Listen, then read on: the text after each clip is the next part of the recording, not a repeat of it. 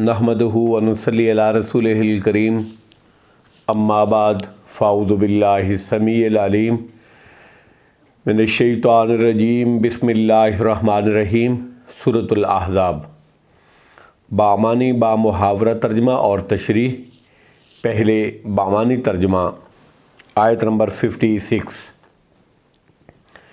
इन्नल्लाह बिलाशुबा अल्लाह रब्बुल इज़्ज़त व मलाइकतहु और उसके फ़रिश्ते युसल्लूना दुरूद भेजते हैं अलन नबी नबी पर सल्लल्लाहु अलैहि वसल्लम। या अय्युहल्लज़ीना ए लोगो आमनु जो ईमान लाए हो, सल्लु तुम भी दुरूद भेजो, अलैहि आप पर, वसल्लिमु और सलाम भेजो, तस्लीमा बहुत सलाम भेजना। आयत नंबर 57। इन्नल्लज़ीना बेशक वो लोग युज़ूनल्लाह जो इज़ा पहुँचाते हैं अल्लाह रब्बुल इज़्ज़त को, व रसूलहु और उसके रसूल को, लानहुमुल्लाह लानत की है उन पर अल्लाह रब्बुल इज़्ज़त ने, फिद दुनिया दुनिया में, वल आखिरते और आखरत में, वादा और उसने तैयार किया है लहुम उनके लिए, अज़ाब मोहीना अज़ाब रुस्वा करने वाला, जलील करने वाला। आयत नंबर 58। वल्लज़ीना और वो लोग जो युज़ूनल मुमिनीना इज़ा पहुँचाते हैं मोमिनों को, वल मोमिनाते और मोमिन औरतों को,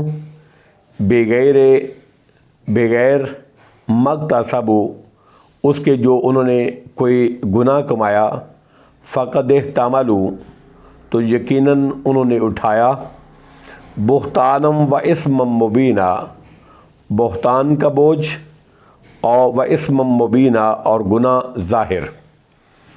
अब बामुहावरा तर्जमा और उसकी तशरीह। आयत नंबर 56। इन्नल्लाह व मलाइकतहु युसल्लूना अलन नबी बिलाशुबा अल्लाह और उसके फ़रिश्ते नबी अकरम सल्लल्लाहु अलैहि वसल्लम पर दुरूद भेजते हैं।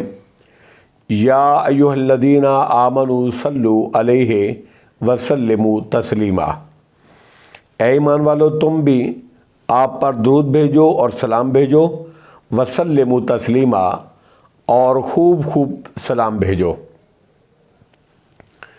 इस आयत में नबी अकरम सल्लल्लाहु अलैहि वसल्लम के इस मर्तबा व मंज़िलत का बयान है कि जो माला आला आसमानों में आपको हासिल है, और वो ये कि अल्लाह तबारक व तआला फ़रिश्तों में आपकी सना और तारीफ़ करते हैं और आप पर रहमतें भेजते हैं, और फ़रिश्ते भी आपकी बुलंदी दर्जात की दुआ करते हैं। इसके साथ ही अल्लाह रब्बुल इज़्ज़त ने आलम सुफला यानी ज़मीन वालों को भी हुक्म दे दिया, मोमिनों को भी कह दिया कि वो भी आप पर सलात और सलाम भेजें, ताकि आपकी तारीफ़ में अलवी और सफली दोनों आलम मुत्तहिद हो जाएं। आलम दुनिया और आलम जो आसमान है वो दोनों इस मामले में मुत्तहिद हो जाएं। हदीस में आता है, ये सही बुखारी की हदीस नंबर 4797 है। हदीस में आता है कि सहाबा इकराम रिज़वानुल्लाहि ताला अलैहिम अजमईन ने अर्ज़ की, ऐ अल्लाह के रसूल सल्लल्लाहु अलैहि वसल्लम, सलाम का तरीक़ा तो हम जानते हैं, अत्तहियात में अस्सलामु अलैका अय्युहन नबिय्यो पढ़ते हैं, हम दुरूद किस तरह पढ़ें, दुरूद किस तरह भेजें? तो इस पर आप सल्लल्लाहु अलैहि वसल्लम ने वो दुरूद इब्राहिमी बयान फरमाया जो नमाज में पढ़ा जाता है। इसके अलावा हदीसों में दुरूद के और भी सीगे आते हैं जो पढ़े जा सकते हैं। ताहम अस्सलातु वस्सलामु अलैका या रसूलल्लाह या नबी अल्लाह या नूर में नूरिल्लाह वगैरह पढ़ना इसलिए सही नहीं है कि इसमें नबी अकरम सल्लल्लाहु अलैहि वसल्लम से खिताब है, और इसका पढ़ने वाला इस फासद और बातिल अकीदे से पढ़ता है کہ آپ براہ راست سنتے ہیں اور یا آپ حاضر ناظر ہیں وغیرہ وغیرہ۔ یہ عقیدہ فاسدہ باطلہ قرآن و حدیث کے خلاف ہے، اور اس عقیدے سے ان خانہ ساز درود پڑھنا بھی غیر صحیح ہے۔ اسی طرح اذان سے پہلے اس کو پڑھنا بھی بدعت ہے، جو ثواب نہیں گناہ ہے۔ احادیث میں درود کی بڑی فضیلت اور اہمیت بیان ہوئی ہے۔ نماز میں اس کا پڑھنا واجب ہے یا سنت؟ جمہور علماء اس کو سنت سمجھتے ہیں، اور امام شافعی اور بہت سے علماء کرام واجب سمجھتے ہیں۔ ان کے نزدیک پہلے تشہد میں درود پڑھنے کی وہی حیثیت ہے جو آخری تشہد میں پڑھنے کی ہے۔ تاہم اس سے یہ واضح ہے کہ پہلے تشہد میں پڑھنا یقیناً مستحب عمل ہے۔ اسی کے لیے دلائل مختصراً حسب ذائل ہیں۔ ایک دلیل یہ ہے کہ مسند احمد میں صحیح سند سے مروی ہے کہ ایک بندے نے نبی اکرم صلی اللہ علیہ وسلم سے سوال کیا، اے اللہ کے رسول صلی اللہ علیہ وسلم، آپ پر سلام کس طرح پڑھنا ہے؟ یہ تو ہم نے جان لیا کہ ہم تشہد میں السلام علیکہ ایھا النبی پڑھتے ہیں، لیکن جب ہم نماز میں ہوں تو آپ پر درود کس طرح پڑھیں؟ تو نبی اکرم صلی اللہ تعالی علیہ وآلہ وسلم نے درود ابراہیمی کی تلقین فرمائی۔ مسند احمد کے علاوہ یہ روایت صحیح ابن حبان، سنن کبریٰ، بیہقی، مستدرک حاکم اور ابن خزیمہ میں بھی موجود ہے۔ اس میں صراحت ہے کہ جس طرح سلام نماز میں پڑھا جاتا ہے پہلے تشہد میں، اسی طرح یہ سوال بھی نماز کے اندر درود پڑھنے سے متعلق تھا۔ نبی اکرم صلی اللہ علیہ وسلم نے درود ابراہیمی پڑھنے کا حکم صادر فرمایا، جس سے معلوم ہوا کہ نماز میں سلام کے ساتھ درود بھی پڑھنا چاہیے اور ضروری ہے، اور اس کا مقام تشہد ہے، اور حدیث میں یہ عام ہے، اس کو پہلے یا دوسرے تشہد کے ساتھ خاص نہیں کیا گیا ہے، جس سے استدلال کرنا صحیح ہے کہ پہلے اور دوسرے دونوں تشہد میں سلام اور درود پڑھا جائے۔ اور جن روایات میں تشہد اول کا بغیر درود کے ذکر ہے، ان کو سورہ احزاب کی آیت صلو علیہ وسلم تسلیما کے نزول سے پہلے پر معمول کیا جائے گا، لیکن اس آیت کے نزول یعنی 5 ہجری کے بعد جب نبی اکرم صلی اللہ علیہ وسلم نے صحابہ کرام رضوان اللہ تعالی علیہم اجمعین کے استفسار پر درود کے الفاظ بھی بیان فرما دیے، تو نماز میں صلات کے ساتھ سلام کے ساتھ صلات یعنی درود شریف پڑھنا بھی مشروع ہو گیا، چاہے وہ پہلا تشہد ہو یا دوسرا۔ اس کی ایک اور دلیل یہ ہے کہ ام المومنین اماں جی حضرت عائشہ صدیقہ رضی اللہ تعالیٰ عنہ نے بیان فرمایا، یہ سنن الکبریٰ بیہقی کی حدیث ہے 125/4 اور سنن نسائی 498/2۔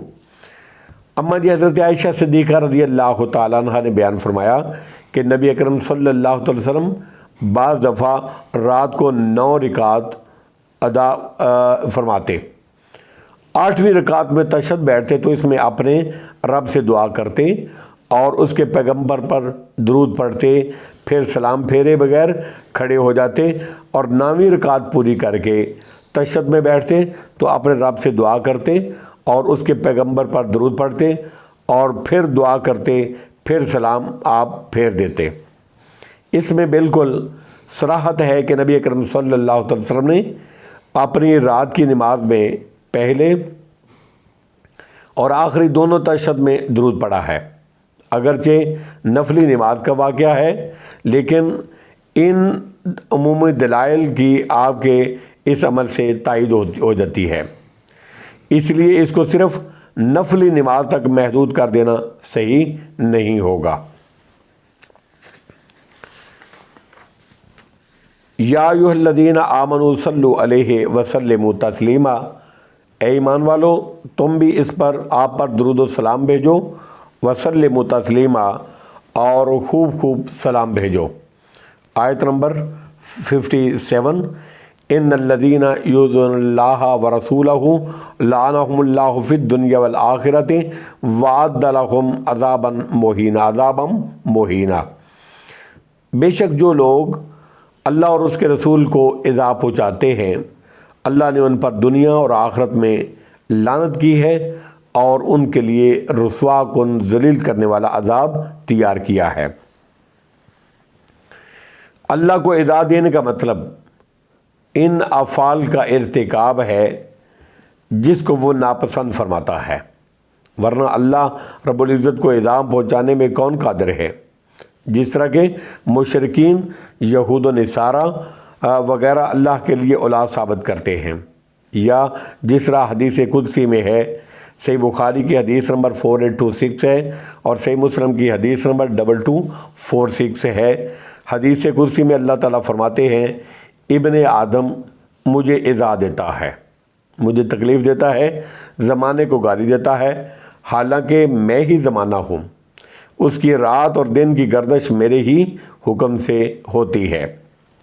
यानी ये कहना कि ज़माने ने या फ़ल्क कज रफ्तार ने ऐसा कर दिया, ज़माना ही बुरा है, ज़माना ही इस तरह है, ज़माना ही वो हो गया, ये सही नहीं है। इसलिए कि अफ़ाल अल्लाह के हैं, ज़माने या फ़ल्क के नहीं हैं। अल्लाह के रसूल को इज़ा पहुँचाना आपकी तकज़ीब, आपको शायर, आपको कज़्ज़ाब, आपको साहिर, आपको जादूगर वगैरह कहना है। इसके अलावा बाज़ हदीसों में सहाबा इकराम को इज़ा पहुँचाने और उनकी तनकीस और इहानत और उनको बुरा भला कहना, उनको भी तबर्रा करना, उनको भी आपने इज़ा करार दिया है। लानत का मतलब अल्लाह की रहमत से दूरी और महरूमी है।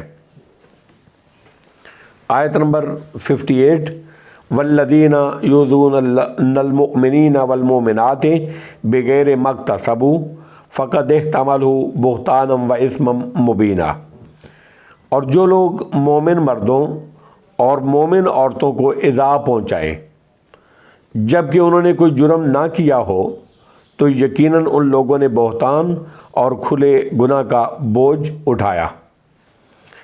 यानी उनको बदनाम करने के लिए उन पर बहतान बांधना, मोमिन मर्दों और मोमिन औरतों को उन पर बग़ैर किसी, उनको बदनाम करने के लिए उन पर बहतान बांधना, उनकी नाजायज़ तनकीस करना, उनकी तौहीन करना, उनको तबर्रा करना, जिस तरह के रवाफ़ज़ सहाबा इकराम पर सब व शितम करते हैं और उनकी तरफ ऐसी बातें मंसूब करते हैं जिनका इर्तिकाब उन्होंने नहीं किया। इमाम इब्न कसीर रहमहुल्लाह फरमाते हैं, राफ़ज़ी मनकूसुल कुलूब है, ममदू शहास की मज़म्मत करते और मज़मू लोगों की मदाह करते हैं। वल्लाहु आलम बिस्सवाब व आखिर दावाना अनिल हम्दुलिल्लाहि रब्बिल आलमीन।